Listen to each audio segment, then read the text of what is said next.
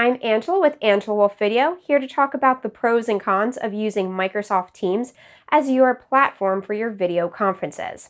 Now, the biggest pro, it integrates seamlessly with Office 365 because it's by Microsoft. So if that's something your team already is using, Microsoft Teams might be a really good choice. Now, the problem, though, is that the platform itself is a little less intuitive than other platforms. So if your clients aren't using it, it might be frustrating for them to have to learn a new program. A pro, though, is some of the great features they have, including screen sharing, file sharing, and background blur, which I think looks a little bit nicer than putting a fake background behind you.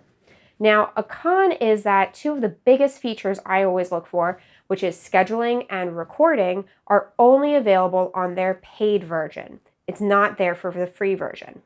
However, the free version does include no time limits on your meetings, which is really nice. The pro version starts at $5 a month if you pay for the annual subscription up front, and that's the introductory price, which includes 6 months free.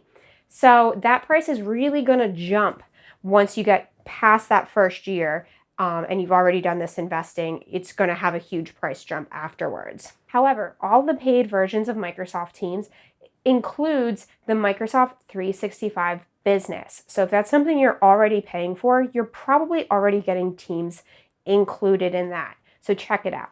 So those are my pros and cons on using Microsoft Teams.